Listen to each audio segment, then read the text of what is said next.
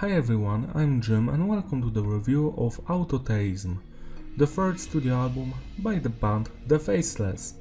Today we're celebrating the 10th anniversary of the record, so I decided to go back to it and see if it still holds up or not. I found out about this band through YouTube back in 2010.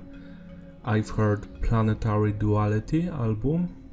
It was by mistake, but a great mistake indeed, because that album was beautiful and I've enjoyed it and I've been a fan ever since. We all know that Michael Keane has some troubles with drugs and stuff like that. I'm not here to judge, I just hope he gets the help he needs so he can move on and create good music. When this album was released, it wasn't received well. Many fans hated it, especially for the clean vocals. I have a different opinion about this stuff, it all depends on the song. The producer for this record is the leader of the band, Michael Keane. He's the only person that doesn't change on each record. The album was recorded in his home studio. Here we have the track list and the lineup. We have Keane's mother doing backing vocals on one of the songs. We have Sergio, the sexy sax guy, playing the saxophone. We have one song where Jones contributed to, Accelerated Evolution. Jones was one of the founding members, he left before this album was completed. That's sad, but that's life. As you can see here, Autotaste is a one song that's almost 18 minutes long. On most releases it's split into 3 separate songs. I will be reviewing them separately because it's easier to me that way. Here's my setup as usual. The production is tight, I really enjoy it, but the drums sound a little weird, like they are pre-programmed or shit like that. I'm sure they aren't, but they do sound weird. The rest of the record sounds really nice, and to put it as simply as possible, the meaning behind this record is just being your own god. So just believing in yourself, stuff like that. He tries to pass it off in the lyrics as very intellectual and advanced, but it's really not. It's easy as that. God is fake, believe in yourself. It's a positive message, I agree with it, but you need to have a high IQ to understand Rick and Morty and Autotheism. The structure of the songs is technical, except one track, which is a travesty. Now let's rate individual songs. The first track, Create.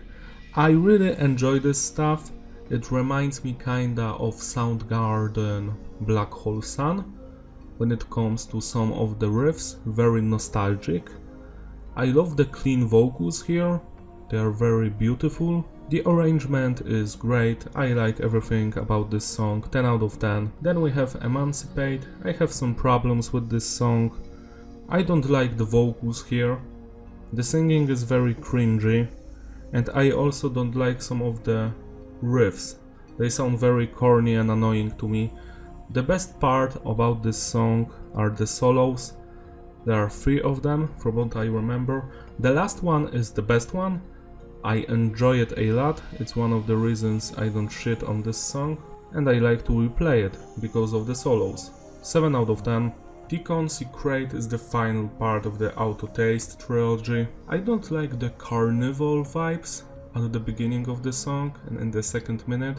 You know what I mean, those circus riffs or stuff like that. Some of the singing is weak here, but overall I really love this song. The saxophone is beautiful and the next solos are beautiful as well. The only problems I have with this song is those circus vibes, and basically that's all. 9 out of 10. Accelerated Evolution. Now this track is a cool banger, but it has a one small flaw.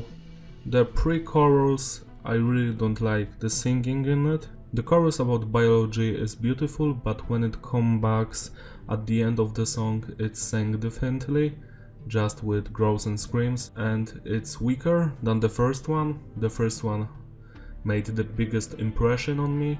The song is great, besides that, I don't like the pre-chorus singing, it's awful. 8 out of 10. The Idol on Reality. This is my favorite song from the record. I adore the clean singing here, The riffs, the atmosphere, the solo, everything is beautiful on this track. I recommend it, check it out. 10 out of 10. 10 Billion Years is a much slower song than the previous ones. It has more of a sinister atmosphere. I am not a big fan of it, but I do like the change in the middle. When there is clean singing, I adore that part. And the next riffs are great as well, so 8 out of 10. Hail Science is a abomination. The instrumental sounds like it was taken from Full Metal Alchemist, it's an anime. I'm pretty sure they are using here some kind of vocoder to sound like Stephen Hawking. It's so silly, I wish it did not exist because it weighs down the score of the record. Remove this shit, please. 0 out of 10. Hymn of Sanity goes back to that planetary vibes of the previous album. Beautiful stuff. It's very heavy. The pick scrapes and the breakdowns here remind me of the old school Gojira tracks like Wisdom Comes. The song is very short, but it's packed full of solos, even a bass solo at the beginning. I think it was 13 seconds. There's a small bass solo. I adore it. The lyrical content on this song is very relatable. The only flaw, I think, is that the song is very short. It's like 19 seconds, 9 out of 10. And the final track, In Solitude. I am not a fan of the beginning of this track. The first minute and 30 seconds is very boring, to be honest. It's an acoustic interlude, but after that we have a better riffs on the acoustic, which I really adore, just before the heavy parts.